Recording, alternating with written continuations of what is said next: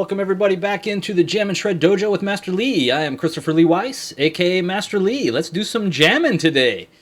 We're going to go over some concepts, we're going to have some fun playing the guitar, and we're going to start things off with kind of this new track that I just wrote last night. Really just, it's not a full track, just a couple of chord changes to jam over, but that's the whole idea, is setting myself up to improvise over something. Let's see how it goes. I haven't really tried playing over that much, so let's find out.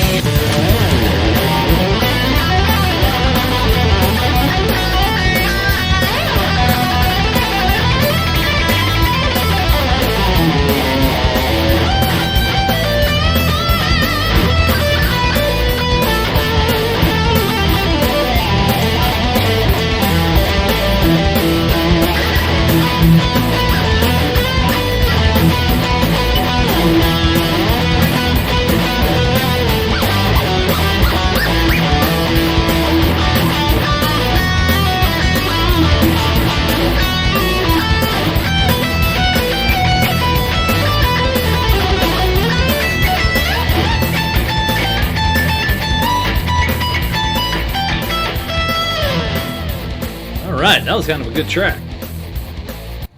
That one kind of starts off fast too, you know. Every time you start to jam, you always kind of want to warm up with something, and might as well go straight for the throat, right? that was crazy fast. I didn't realize how fast it was. I think it's like 180 beats per minute. But again, you know, when you think about that, just the basic rhythm behind that, I think it's, let me get a little bit of a, more of a clean signal, or not so lead sound. It was like...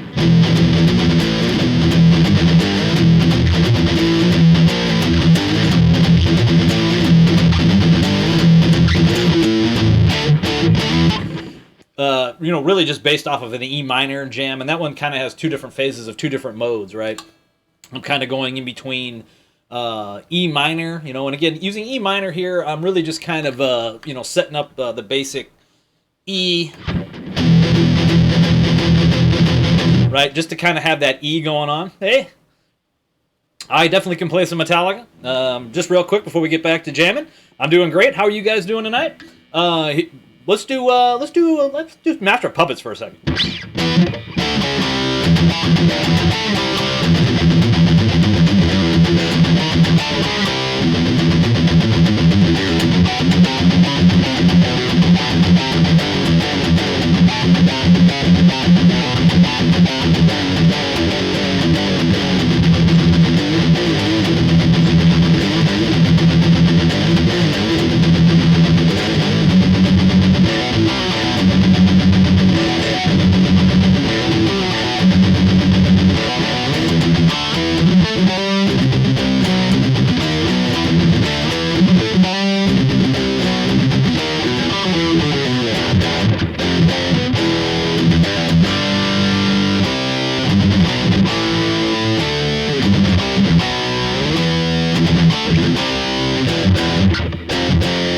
All right, just a little start off a little bit of Metallica there, you know, and again, that actually is E minor as well, right? You know, and that's one of the things, you know, and that brings up a really good point. That's actually an excellent question about, you know, kind of suggesting some Metallica. Well, you want to write your own Creeping Death? Well, that's the old one. Let's see if I can remember the main riff.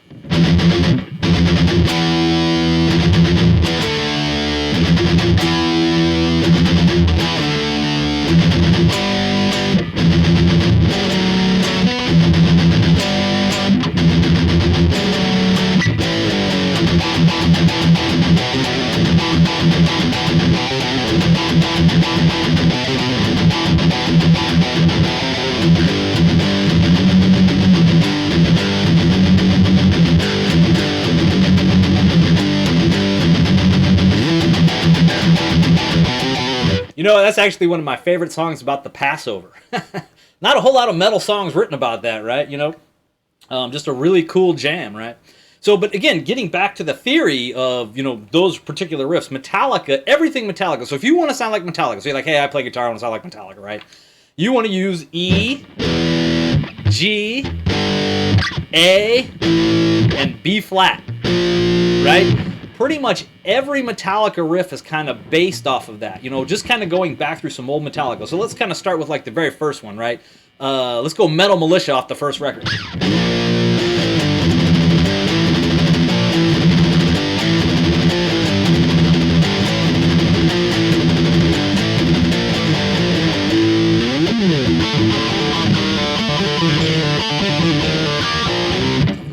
E minor.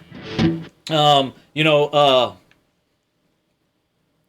yeah, it really is. Metallica is all power chords, mostly, you know. But power chords are really awesome. Power chords, actually, from a soloing standpoint, are really cool because we can actually, you know, there's not like a lot of thirds and fifths. Well, the fifth is in there, obviously, it's a power chord, root fifth, but not a lot of thirds and sevenths. You know, when you think about playing like C major 7, you know, it has like a different sound. That definitely, when you put the distortion on, sounds pretty cool, but the power chords definitely has kind of a cool jam to it, right? So, but again, thinking about the E minor, just thinking about like Enter Sandman,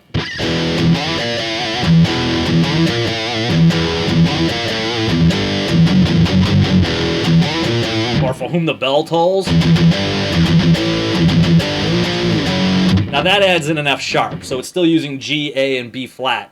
And again, where are we getting these notes from? We're getting them from E minor or the E minor blues scale. Basically E minor pentatonic, E, G, A, B, and D, with the B flat added in, like the flat 5, right? My favorite Metallica record is probably a toss-up between Ride the Lightning and Master of Puppets. Those are my two favorite records. When I was a kid learning to play the guitar, I loved like Iron Maiden and Ozzy and Judas Priest, and I really hadn't heard Metallica very much. And then when I actually heard, I went over to a friend's house, and he had some older brothers that were over there, and they were playing Metallica, and I was just blown away. I think they were playing stuff off of Master of Puppets, actually. I was just blown away by how cool it was, I was like, man, that just blew my mind from going from, like, don't get me wrong, Iron Maiden, Judas Priest, Ozzy, fantastic bands, Hey, the Black Album is a great album, too. One of my favorite songs off the Black Album is Through the Never.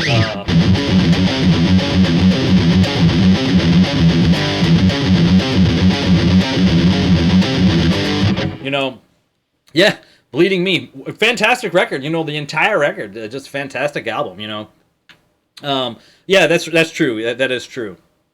That's off of Load. Isn't Bleeding Me off Load? I don't know. They all kind of run together. I have them all, but they're all in like one file, right? Probably should separate them, even though I ripped the MP3s from my discs. But again, you think about those particular jams. Let's do a little jam based off of that, right? Let's do kind of a typical metal style background.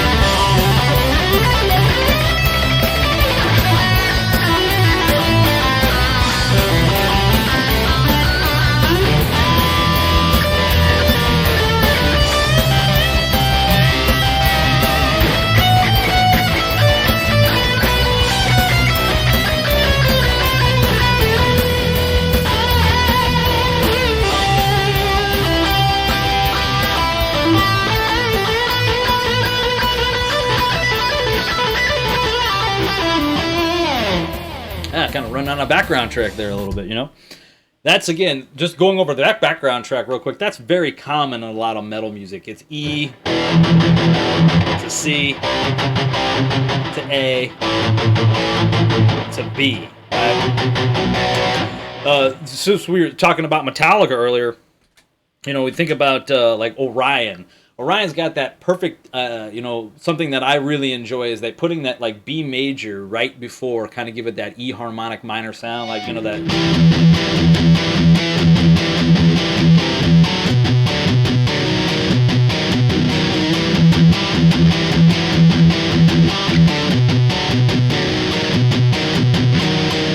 But that B major, you know, kind of like that, the B major is that E harmonic minor, right? What's harmonic minor? Well, if you think about harmonic minor, it's basically a natural minor scale with a sharp 7 or a natural 7, I guess, if you think about it from the major scale. Hearing about it in just like this particular case. So here would be E natural minor.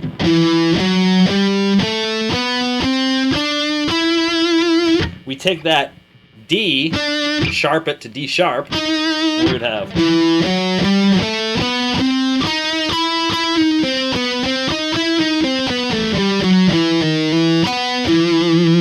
Harmonic minor, man, what a great sound, what a great thing to do. Just another point with Metallica is that when they're doing the center section of Master of Puppets,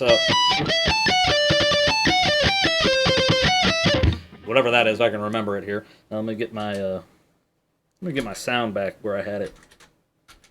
Let's try that again. I'll do the higher harmony.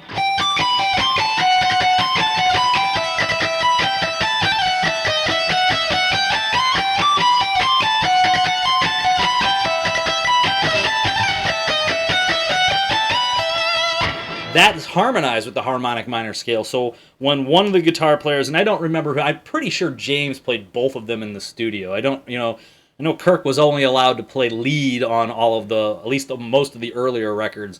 James did all the rhythms just to keep it really, really tight. So, but when Kirk added in, or whenever they played it live anyway, and Kirk did one part and James did the other, that was harmonized with the harmonic minor scale. Hence the name harmonic minor scale, right? It's used great for harmonies. It kind of creates just a little more, and it creates a resolve back, you know, just to kind of think about, you know, music is all about the resolve. You know, it's kind of like when I play the G major scale. If I was to play this, it sounds finished, you know, when I play that G. And if I don't play the G and I go, your brain wants to hear the G.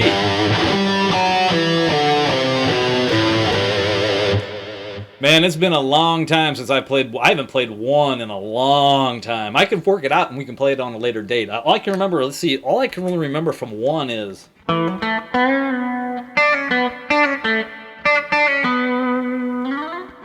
Man, I don't remember it. I can remember the...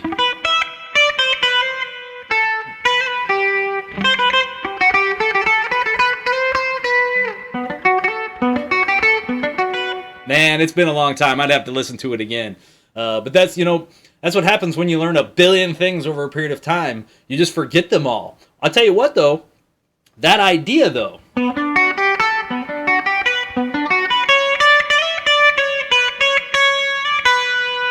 That's an E minor arpeggio right there, just to be able to do that. You know, yeah, that is kind of a bummer. Yeah, and that is kind of a bummer. You know, it's when everything's expensive, man, kind of puts it out of reach. You know, especially for musicians too, man, because you know most musicians don't have any money because we're musicians, right? My guitar is an Ibanez RGT 42 FXQM, which I think the FXQM is just the actual finish, but it's an RG4 I think 42, which I think was supposed to be like a 420 series. I'm not really sure on that. It's kind of a middle grade guitar, you know. It's probably, man, I don't even remember what I paid for it. It's definitely it's a neck through design, so I definitely know it's a little more expensive. Like you'll notice there's no bolt on in the back. The neck, in fact, you can see, I don't know if you can see from the thing there, but you can see the stripes that go down the center. It's an entire, the neck is one piece, and so they bolted these two pieces on to either side, you know. So again, but the main guitar that I taught on for years was actually one of the really low-end Ibanez guitars. I really like Ibanez guitars. I'll be honest with you, there's not a whole lot of guitars I don't like. Obviously, as a metal guy, I like Ibanez. I really like Jackson. I really love Gibson guitars and Fender guitars. Gibson guitars are fantastic. I just kind of prefer a longer scale. I like the intonation with the longer scale. You know, on a Gibson guitar neck is just a little bit shorter, which, you know, again, there's a lot of advantages to having that shorter of a scale, and I love their guitars. They used to make a Swamp Ash Les Paul that is just really, really cool, you know. Yeah, Explorer for sure, man. Explorers are great. Their Vs, you know, their old flying Vs are really cool too. Big fan of the V shape. I'll have to bust out, maybe on the next stream, I'll bust out I got an Ibanez Xiphos that's really cool, you know, kind of got that Dimebag Darrell Dean guitar shape, but more pointy, you know. That guitar's fantastic too. The one thing that's weird about the Xiphos is that it has this metallic finish on it. Kind of like you would put on an automobile or like maybe a speedboat or something, and it kind of like has its own echo, which is one of the reasons that I don't use it a whole lot for playing rhythm guitar, because it actually echoes itself inside the chamber in the back of the guitar. You know, when you're playing a lot of metal stuff and you got to do a lot of quick catches, you know, like if you're going to go... When you did that on the Xiphos, and we'll hear it when I bring it on the stream when I go, it's kind of like da-da, it kind of makes this like echoey noise, which again, that's just kind of cool. But for recording, when I recorded with it, you could kind of hear it in the recordings, and so there's ways to fix that. Obviously, I think you can put, you know, if I think we load up the tremolo bar in the back, you know, we got it all set up. Yeah, the LTD series is great guitars. I've played a lot of their guitars. You know, ESP. Hey, it's okay, man. It's okay to be a beginner too. You know, that's one of the whole things that we're here for, is just to kind of figure out what you want to do. You know, yeah, I do agree with buying Ibanez. And the only reason I would say buy an Ibanez as a beginner is I think that their cheapest guitars play fantastic. They really do. I'll be honest with you, man. It's not like I'm 47 years old. When I started playing the guitar, guitars that were inexpensive were terrible. The strings were really high off the neck and they were really hard to play. Now you can get kind of a beginner guitar that you can pretty much shred and rip up on just from practicing. It's just one of those things that, you know, I think as you go up in the dollar amount, you get more wood and you get more care. The frets are, you know, usually dressed a lot better and they're leveled out a lot more. But again, you know, hey man, music is for everybody. Music is for everybody. It's not about how good you play. It's about expressing exactly what you want to play, right? And so that's the most important thing. Let's do another jam here. Let's start off with let's get kind of a clean, let's do another metal one.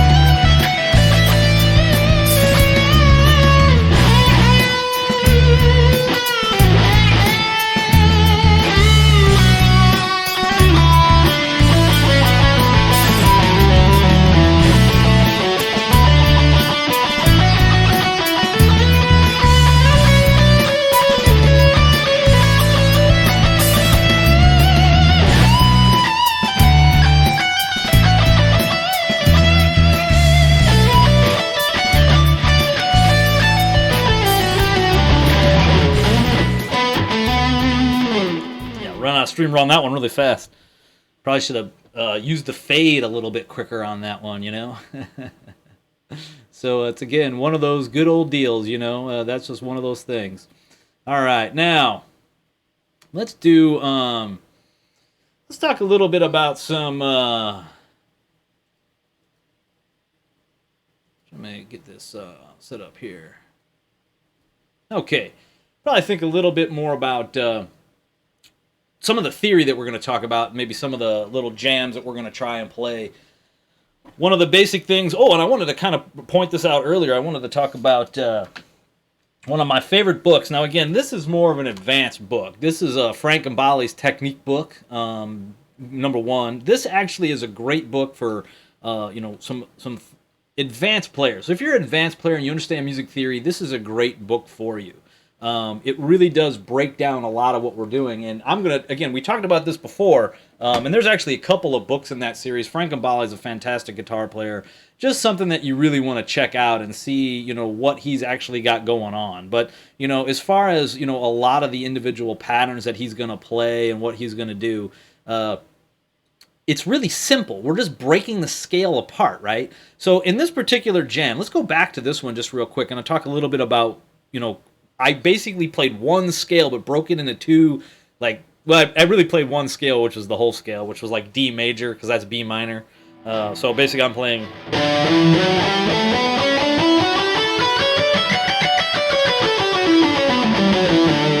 And then, that kind of allows me to do some, more like the kind of elongated shredding ideas, like if I go... Then I break that into B pentatonic minor, which is...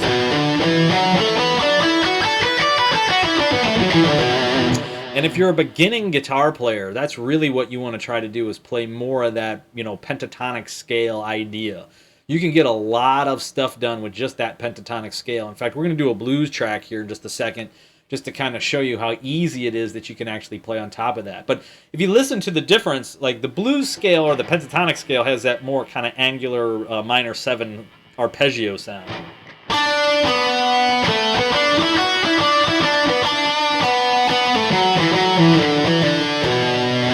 Whereas the major scale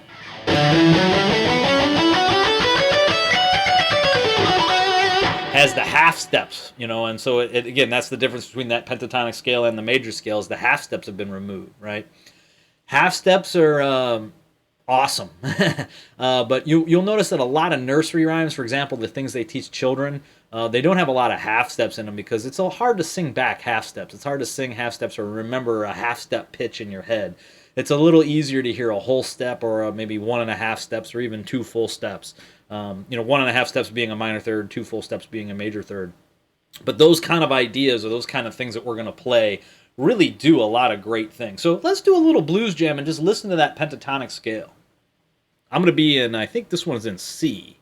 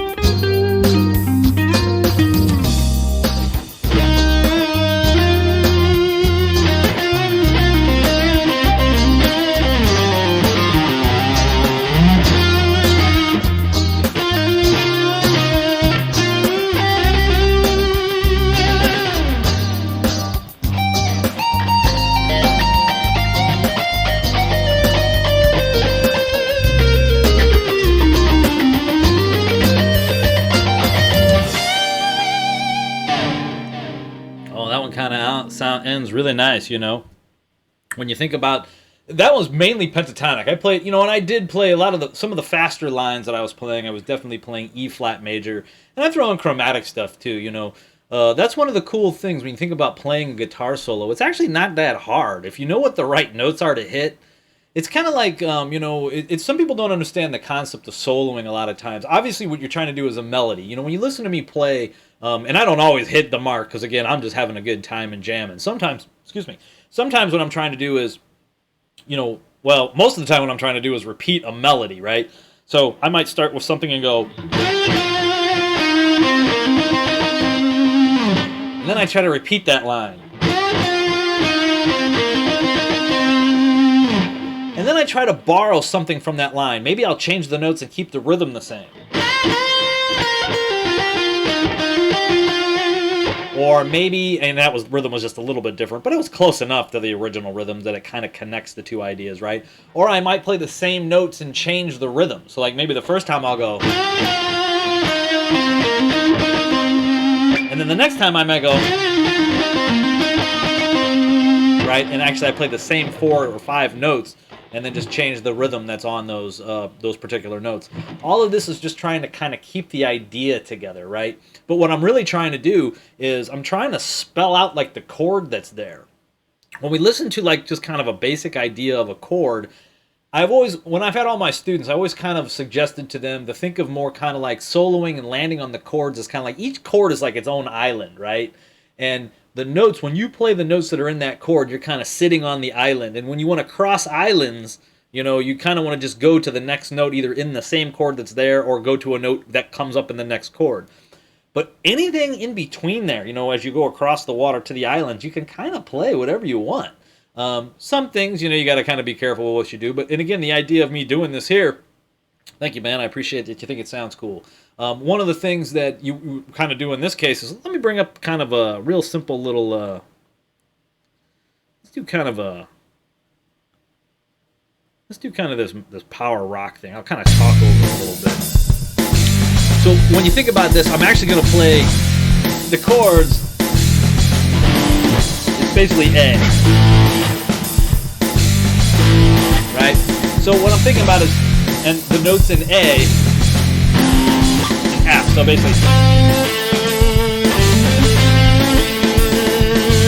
basically, what I played there was C and A, which is the first 2 notes of an A minor chord. But listen to what I can kind of do. As long as I play with those notes, I can kind of put stuff in between those as the bookends, right? So I might do this.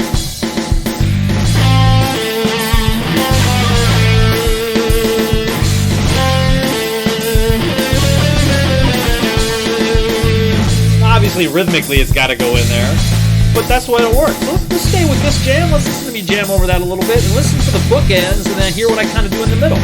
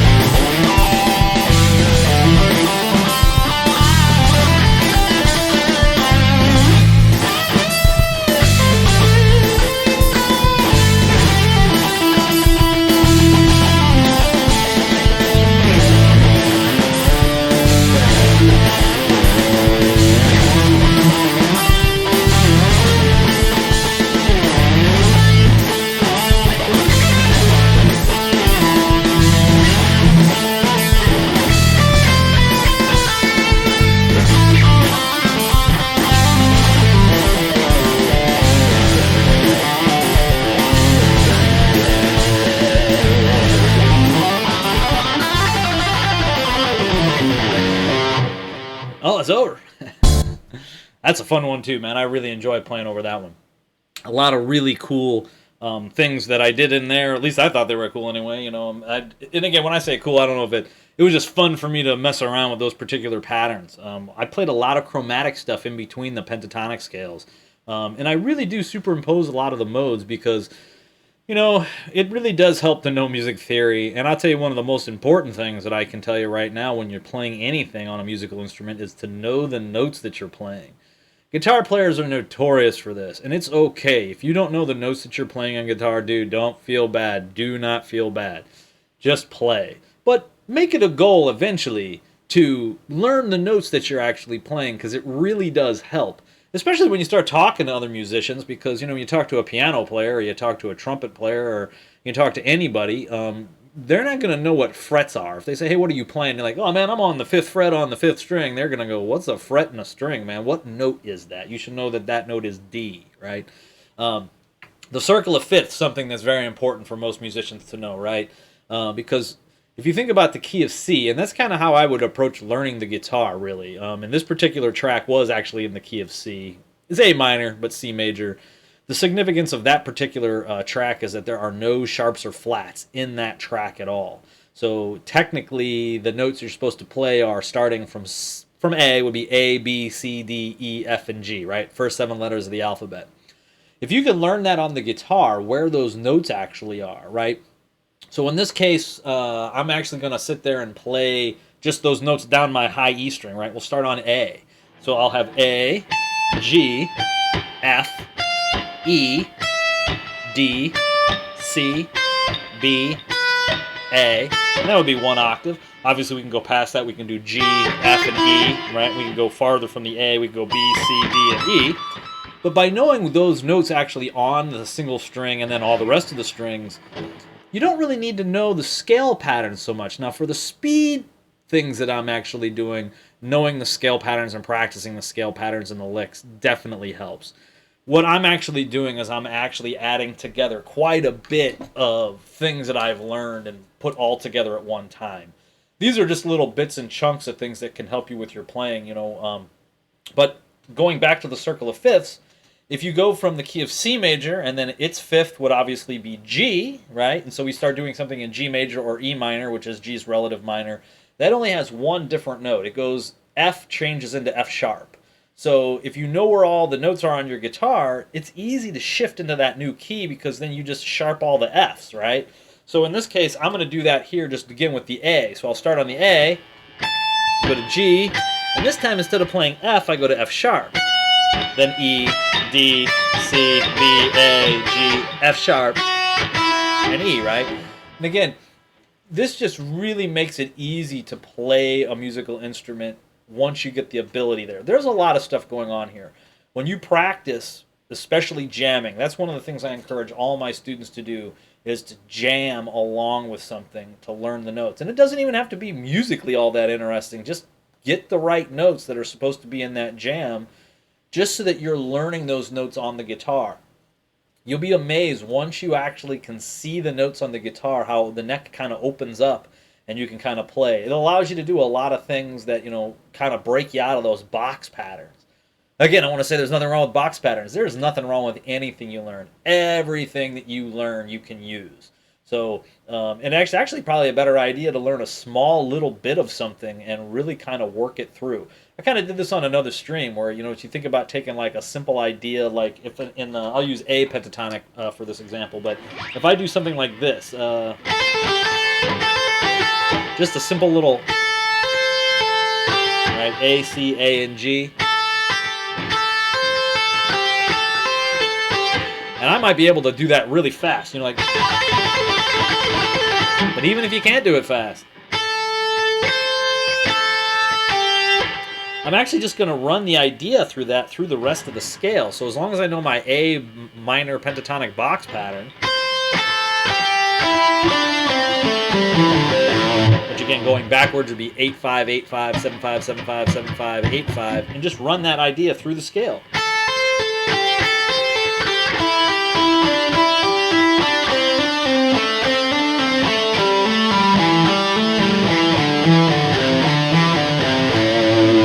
You can even go fast on that.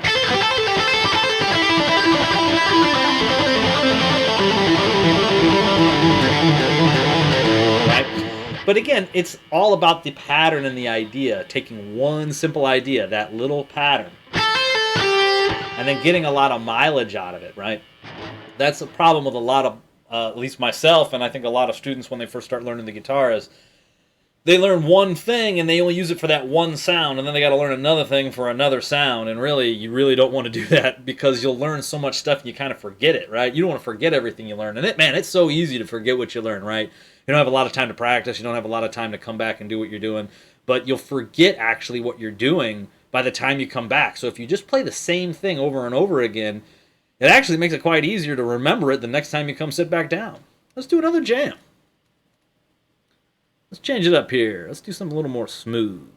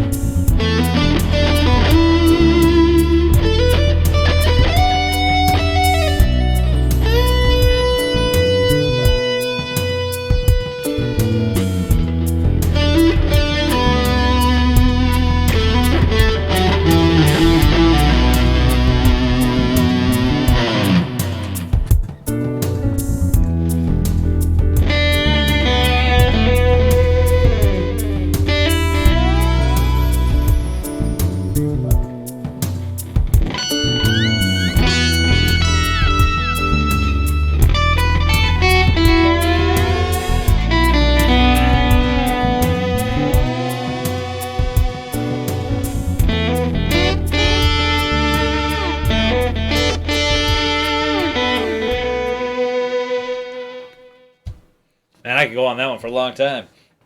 That particular track, really more of an ambiance track, right? That was kind of B minor. Notice I played not so shreddy over that one because that track doesn't really call for playing shreddy over it, right? And that's another thing as a musician that you kind of just want to kind of blend in with the track, right? Kind of listen to the track a little bit, kind of get the feel of it. And again, just try to play some notes on top of it. Try something. If it doesn't work, that doesn't work. Who cares, That's the idea of, improvisation. We talk about that a lot of times. It's kind of like jumping out of an airplane, which is one of the things I say all the time, right? Sometimes you're going to pull that cord on the parachute, and man, it's going to open, and the ride down is going to be breathtaking. It's going to be the ride of your life. Other times, man, you're going to yank on that ripcord as much as you possibly can, and the chute's not going to open. And you're going to crash and burn. But it's the thrill of not knowing what's going to happen. It's that rush, right? That's kind of the fun thing. Not really the fun thing, obviously, if you're parachuting. You always want the chute to open. But again, that's everybody that jumps out of an airplane with a parachute knows the possibilities that the parachute may not open. They're not fools. They've seen it happen. They've heard stories about it happening. It just happens, right? And that's the same thing about improvising. You just want to kind of go for it and see what you can come up with. All right, now, let's talk about, let's just do another jam.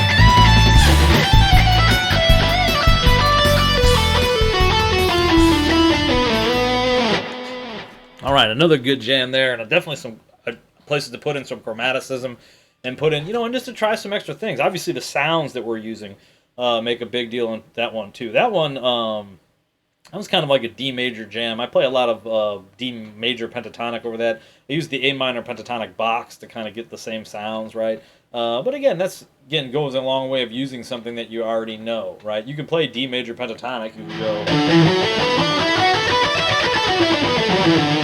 But if you already know the A minor pentatonic box... Excuse me, the B minor pentatonic box.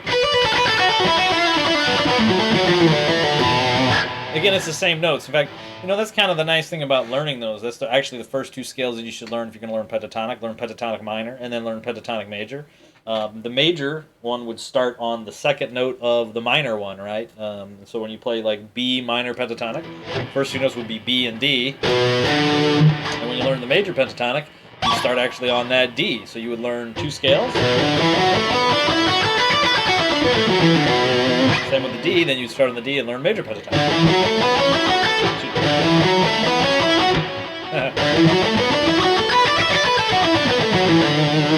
But again, that's the basic idea of being able to play those particular sets back and forth. Let's do another jam.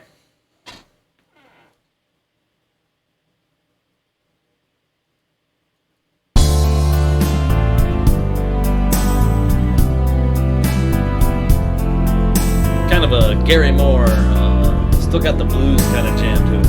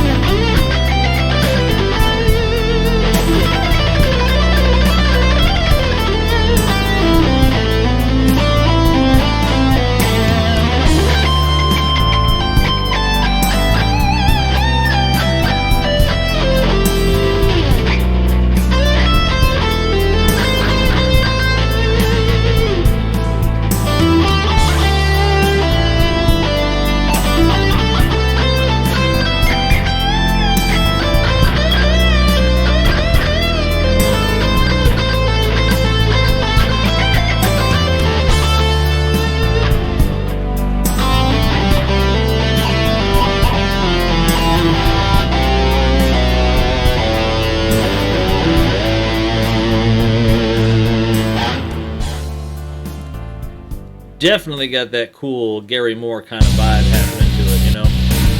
Yeah, kill that one just for a second. That one's kind of a cool one too. What was that one? No, oh yeah, we'll do that one next. That's kind of a B minor jam. I like that one a lot too. B minor, C major or D major, excuse me. C sharp and F sharp are those particular ones that are in there. Kind of coming back to this though. I just want to talk about this just again real quick. Frank Bali, fantastic guitar player. This book is definitely more of an advanced theory book. And it's not really a theory book. I mean, it is a theory book, but really it's kind of like, you know, so if you're a guitar player and you're like, hey man, I understand what scales are. I know what the major scale is. What do I do with that? You know, how do I break that scale down into like multiple things to make my solos sound interesting? This is the book for you. Frank is fantastic. I have both books. This is the first one in the series. Like, there's two of them. It's called the Frank and Bali Technique Book 1, obviously. Then the second one, spoiler alert, for the Frank and Bali Technique Book 2. This is actually really cool. I got this one at a music store that I worked at when I was younger. I just bought this one straight away. But I got this one actually from Frank's website, which is really cool because when I bought it from his website, he autographed it for me. I don't know if you can see it. I'll try to see if I can hold up to the camera. You can kind of see... kind of like right down there, you can see it says "Thanks, Chris." Then Frank and Bali, his signature. So you know, which really makes me think of two things. Number one, man, Frank and Bali is awesome. He signed a book that I bought for him. That was really cool. Then I also thought to myself, man, what is Frank and Bali doing, sitting around signing these books? He should be out there jamming and bringing joy to the world. But I'm sure he was during a downtime, and I'm sure he signed all of these things, you know, kind of, and they had them just in the back, and they just send them off. So, but he definitely, you know, that's just a really cool thing. Frank's just a fantastic musician. He's a huge influence on my playing. We'll get into some album reviews eventually, but if you're interested in checking out Frank and Bali, two albums that I would definitely recommend. Actually, three albums, but The Note Worker is fantastic. Definitely kind of a fusion-y jazz one. Thinking Out Loud is just a really awesome, more straight-ahead kind of jazz album. And then if you're more of a rock guitar player and you want to hear more rock and shredding, I definitely would go with The Great Explorers. Frank and Bali's The Great Explorers album is definitely more of a rock fusion album. The guy is just a fantastic musician, and he's got a really great technique, super clean. And his books, like I said, the way he breaks down his theory is just fantastic. And again, we'll get into more of the theory and the things that he breaks down as we go. And again, always thinking about that pentatonic scales. You know, there are 3 pentatonic scales technically in every major scale. So in the case of like G major pentatonic, or excuse me, G major, the major scale, I just play 1 octave. So G major, right? There are 3 pentatonics. You have G major pentatonic, C major pentatonic, and D major pentatonic, or their relative minor pentatonics, which would be A minor pentatonic, B minor pentatonic, and what would be E minor pentatonic. So those pentatonic scales really break up the sound of that quite a bit. You can hear when you're jamming over a particular chord change, they sound different a little bit, right? Because you're leaving out certain notes. Pentatonic scale, obviously with the prefix penta, is only 5 notes, whereas the major scale is what they call a diatonic scale, which has 7 notes. So I'm actually leaving 2 notes out. And again, as we talked about earlier, we're leaving out the half steps in those particular scales. But it's a whole lot of ways. So for example, if you were playing something in the key of E minor or G major, you know, relative major or minor, you can use all 3 of those pentatonics. You can use A minor pentatonic, B minor pentatonic, and E minor pentatonic. And all 3 of those pentatonic scales would actually be in key. Some of them may not have all the notes you need over the particular chord that you're playing, so it may not sound exactly like you're targeting all the notes, but man, sometimes it's fun. You can actually hear me do that sometimes. And I do that to kind of break up the monotony. You know, always sounding perfect all the time is cool for a while. And I used to listen to Just Satriani, and I used to listen to a lot of guys just improvise, and I think, man, they play like they're making stuff up, and every note they play sounds perfect. And I studied theory, and I learned to do that, and after a while, it was cool, but you lose that unpredictability sometimes. You lose the spice, right? Sometimes the coolest things are kind of meshing things together, right? I think of like baby metal, right? Baby metal is really cool because they take Japanese pop and they mix it with like speed metal.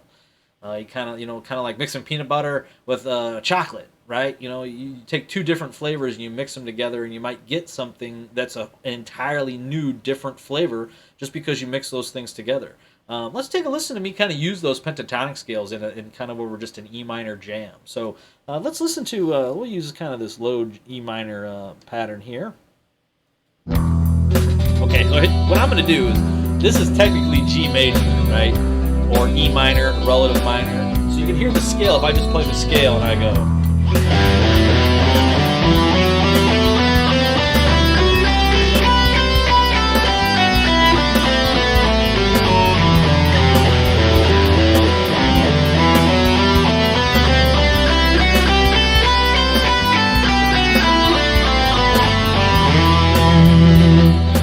I'm going to play the 3 minor pentatonics that come out of that. Obviously, the first, probably most obvious one would be to do E minor pentatonic, right?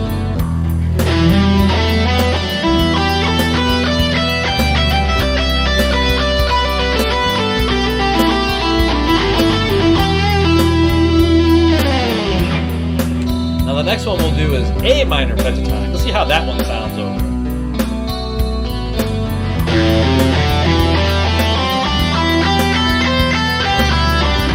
That one definitely sounds more outside, right? So I might mix those two. I might start with E, and then go to A, back to E. The third pentatonic that we could play would have been B minor pentatonic. Let's wait for the chord change to turn around here and we'll listen to that one. So here's B minor pentatonic.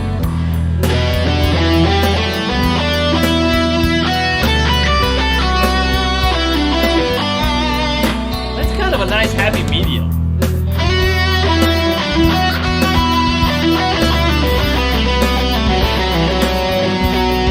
But it doesn't have the natural third of E minor, right, which would be G. So what I'm going to do is actually just do a little jamming now using all 4 scales we talked about, the major scale.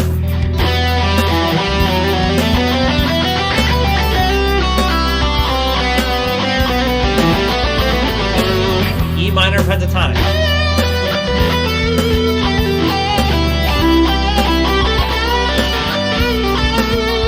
B minor pentatonic.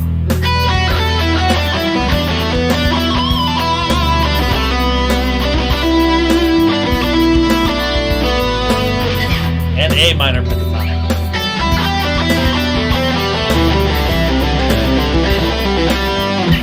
Now the A one definitely sounds a little outside, at least over the first chord, which is E minor add 9. But again, that's kind of the fun of it. I'm gonna be quiet now and just jam.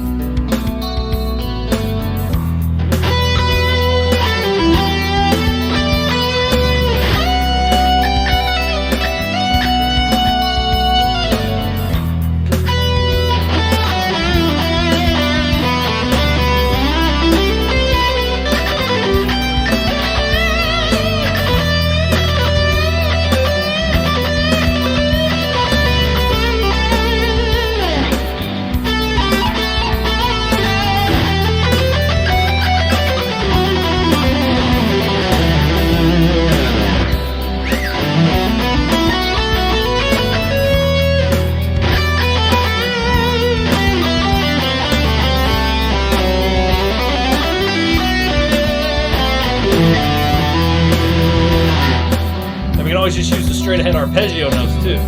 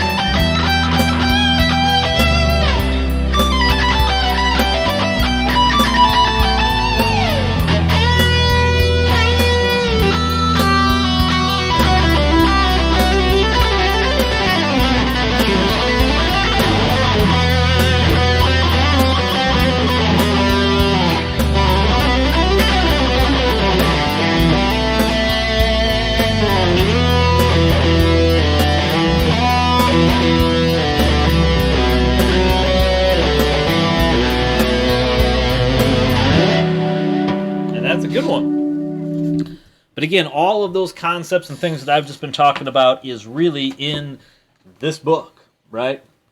And he kind of breaks it down individuals, to the modes of the keys that you're playing in. But definitely check them out. They're great books. There's a lot of stuff that you can learn from playing these, and like I said, I'm going to share a lot of books with you. There's a lot of educational material out there. I'm really big on just trying to get like another idea or another thing that you can kind of jam on. Even Steve Vai, like I said on another stream, Steve's got some naked jams basically of his background tracks that he removed the leads from. But what's even more cool, what's cooler than that, right? I mean, that's fantastic. But what I enjoy even more is the books that accompany the CDs. CDs. Who has CDs anymore? But anyway, the books that accompany the tracks. He really actually goes through his kind of method on what he was thinking when he actually went to solo over that. So you can kind of see his theory and ideas, We talked about the pitch axis last time, and we're going to do that again here. The pitch axis is basically being able to use major and minor over the same jam, and it helps that the background tracks are not specific to that particular jam, right? Something that you're going to actually set up to be very vague.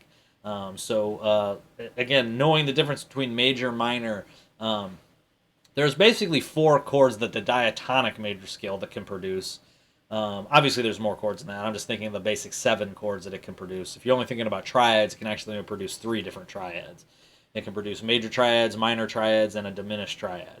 But if you move it on to 7th chords, you get major 7s, minor 7s. You get 1 dominant 7, then you get a minor 7 flat 5 or half diminished, however you would like to refer to that. Half diminished is cool. That's a neat name.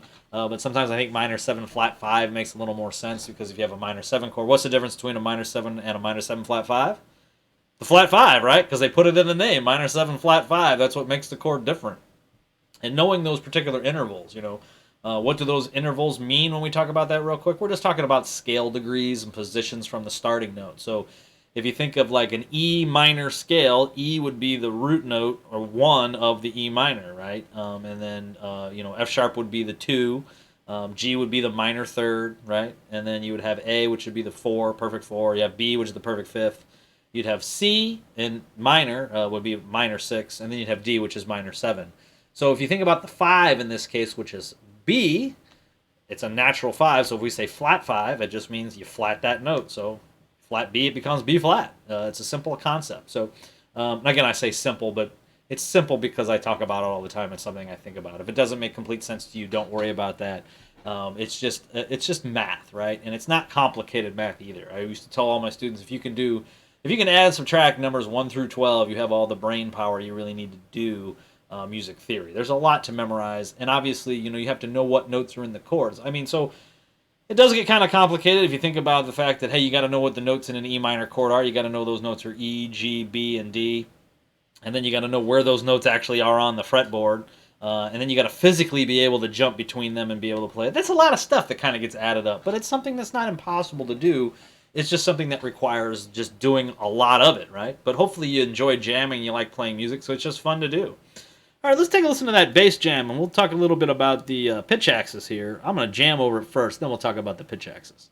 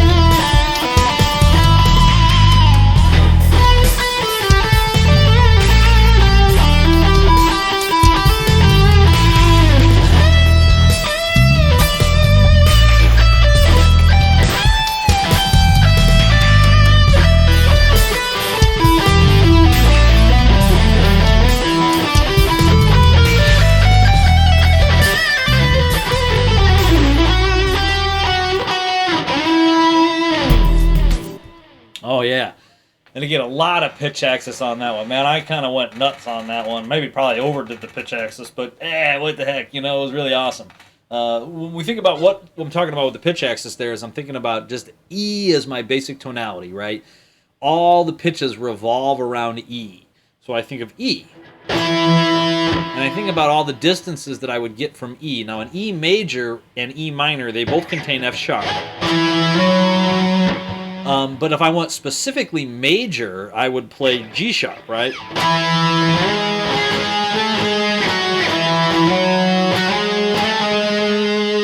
And again, when we listen to me do that back real quick here again.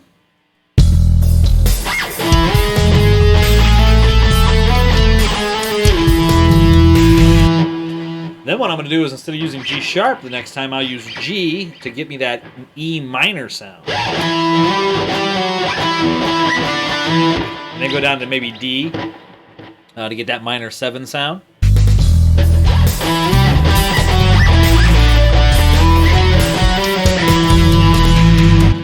And then I start having a little bit of fun about it. I think about playing E Phrygian, right? And so I'm thinking about maybe E Phrygian, where I'm actually going to play F instead of the F sharp, which still contains the G. Definitely much more tense kind of sound, right? So when I put that together, I get this.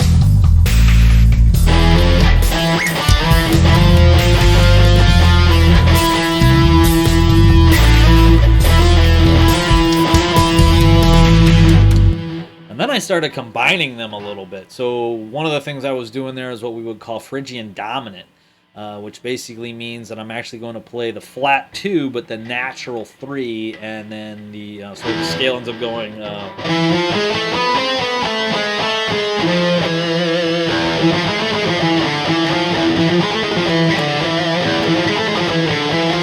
Old King Diamond, I think Abigail was based off of Phrygian Dominant. But again, you know, if you go back and listen to that jam that I did, see if you can't pick out all of those little places that I kind of shifted the change. Now, I could really only do this because the bass in the background was just kind of a droning E. Right? And you can do this on your own, too. So if you got an acoustic guitar or electric guitar, you can actually just play E. Start with your E octave here. Actually, let me change my sound there. Start with your E octave here on the 7th fret, on the 5th string. I'm going to play the low E kind of with that. And then I'll do like a regular 2 and a major 3rd. So we would get that major sound.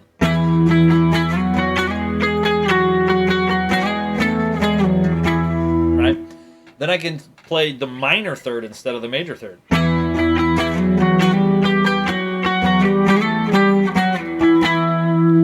And then you can hear when I was doing the Phrygian.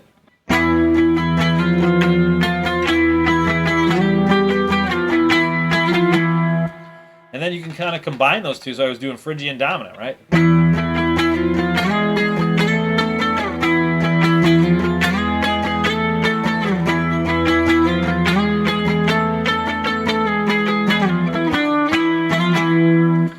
It's a really simple concept, but man, you can really go a long way understanding how notes and scales kind of fit together. And I'm using that pitch axis. One of the coolest concepts, man. It really is. And again, I credit that to Joe Satriani. I'm sure people were doing that before Joe. It's just that's what Joe calls it. And again, I'm not going to say anything bad about Joe Satriani, man. What a master that guy is. So again, good enough for Joe, good enough for me. But again, it's more about the concept of learning that and understanding. That's always the coolest thing about learning, is understanding, right? It's one thing to be able to play something like, earlier in the stream I was playing some Metallica stuff, and it's always cool to be able to play Metallica or any of the bands of guitar players that you like. But what really matters is being able to harness that sound, right? One of the things that I had an old student and I used to tell all this to my students too, is, when you want to write something that sounds like somebody, start with their actual piece of music. And you'd be amazed what you can come up with stuff. I remember, and this is a simple concept, and I know a lot of people have done this, but it's always just a cool idea. For example, the rhythm, the Crazy Train. Not the opening one, not that one. The verse riff, let me play that correctly.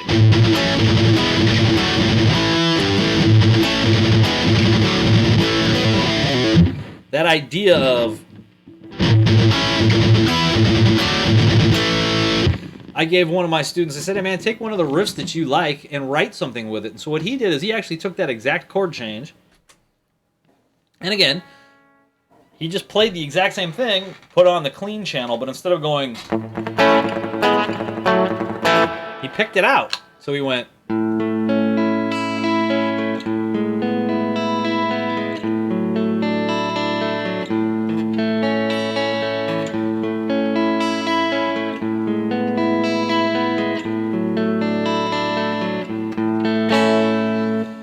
Man, what a cool concept and a cool idea, and he basically got that idea from Crazy Train, right? Sometimes it's hard to create stuff from scratch. That's called inspiration, right? It's not stealing. Obviously, you know, if you go, hey man, here's my new tune, and you go...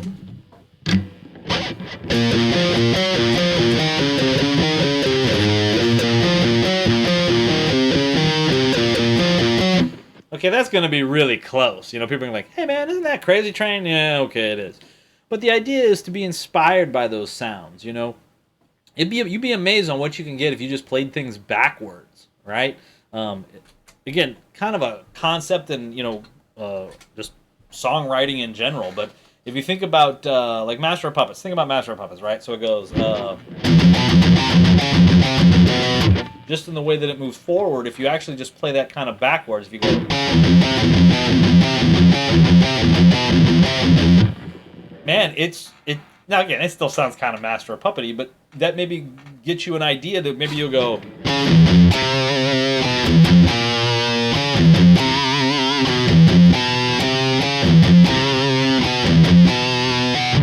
You never know what you would come up with, right?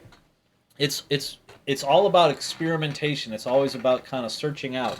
You know, playing the guitar, very much like coloring on a blank piece of paper with a bunch of crayons.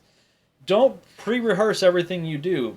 Be free to create music and do the things that you feel at the time, as opposed to just always playing pre-rehearsed stuff. I know I play a lot of pre-rehearsed stuff because I like it. You know, there are songs that I play almost every day that I really enjoy playing. Tornado of Souls by Megadeth is one of my favorite songs that I love to play.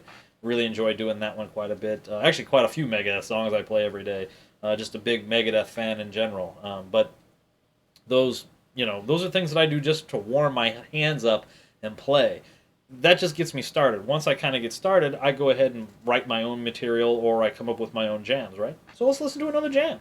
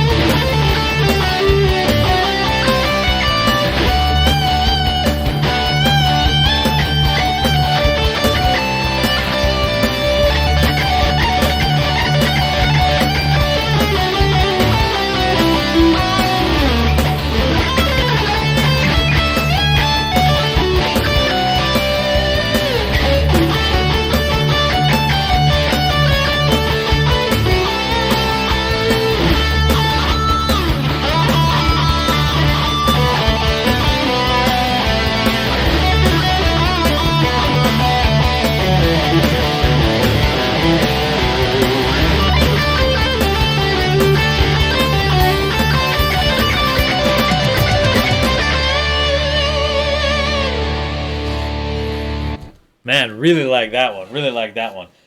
That particular jam is what we call Mixolydian, right? Mixolydian, really popular chord change progression. We think about like Paradise City. Paradise City is Mixolydian. It's again, you know, when you think about what does that mean, right? Mixolydian, what does that mean? It basically means that you're basing your song off the major scale, but you're resolving to the 5 chord, right? In fact, most of the modes, when you think about the modes, if you don't think about modes, we think of modes as scale patterns, but really modes are chord changes.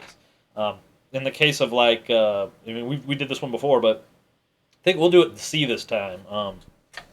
If I take the 1, 4, and the 5 chord from the key of C, right? So that would be C major, F, and G, and I would play 1, 4, 5, back to the 1 chord. Boy, that chord resolves, right? That just gives me that sound of finish. If I take those same 3 chords, though, and I play G first, and then I go to F, C, F, and go back to G, it's got more of a rock sound, right? You know, so we go.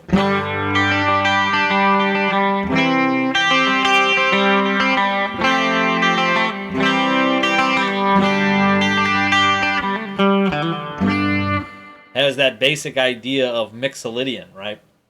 When you think of a lot of cool rock tunes that just have that basic sound, Van Halen, especially Van Halen, uses Mixolydian actually quite a bit because it gives it kind of a brighter, like major upbeat feel, not kind of that darker thing that Metallica and Megadeth and all the speed metal bands and thrash bands use. But it's still not like playing like just straight up major scale. It's not, you know, it's not like, you know, which that in itself is really cool. But that's going to give you more of a like a bluegrass or kind of a country or pop sound to it, right? Those chord changes are all the same chords, right? I can get a different sound with G. I can get a different sound with C and D. You know, when you think about just playing those 3 chords.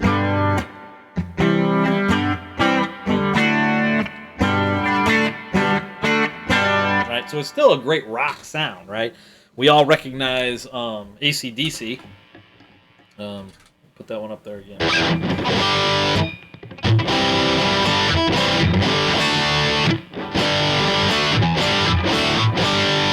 So that's actually G, C, and D. That's 1, 4, and 5. That resolves on the 1. So even though we're still resolving on 1, you can still have a great rock kind of sound with that.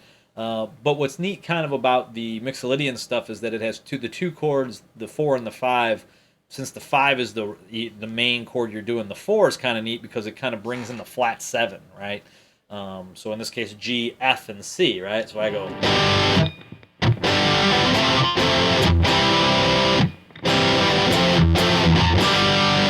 Just gives it kind of a different jam and a different vibe to it. And it's, again, just one of those really cool things that we have going on. Let's do a different jam. Let's try a different one here. Let's see one we have not played yet. Let's do the B minor. Yeah, let's do that one.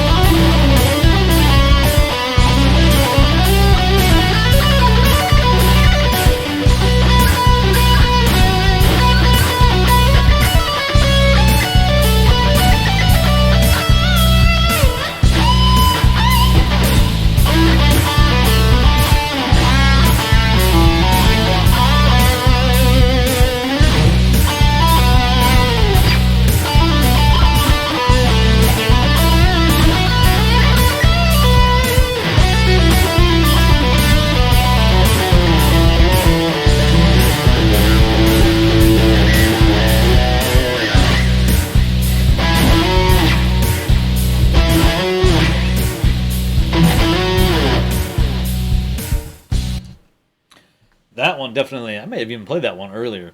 Definitely did some different stuff over that one this time, though. That's kind of the fun thing, right? A lot of the patterns that I'm working on and a lot of the little things that I do, I try to really stretch the intervallic distances too, right? I have a lot of patterns that I play. There's a lot of things that I just enjoy the way they sound, but trying to stretch that intervallic distance, right? Even think about playing the pentatonic scale, just in a different order. Everybody has a tendency, you know, to kind of group the notes together. So they'll play a pentatonic idea, and maybe they'll go... Right, to kind of just move the scale up and backwards and forwards. Maybe something that would kind of work out maybe better is kind of go across the strings, like...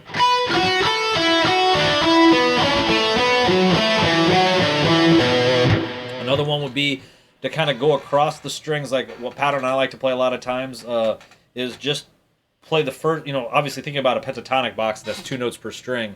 I play the first note on the first string, the second note on the second string, the third note on the, or the first note on the next string, second on the next, so it has this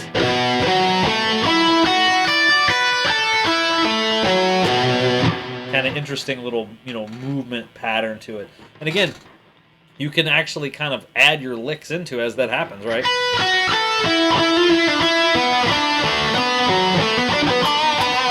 And it just gives you more of an intervallic distance. That's one of the things that's so great about the arpeggios. We'll get into arpeggio extensions later, just to kind of give us something to kind of jam on and do something different, right? But let's go ahead and do one more jam before I run out of time here. Let's see which one we haven't actually played yet. Yeah, here's kind of a cool one.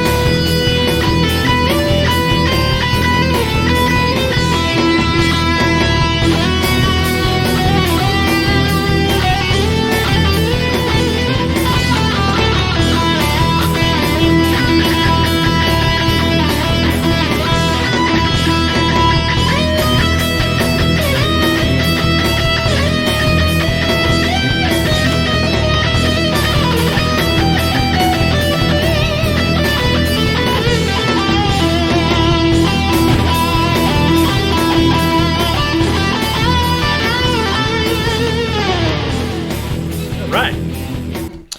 Well, that's going to about do it for me. I hope everybody had a great time tonight. I hope you learned a little bit, and I hope you just got inspired to do some jamming.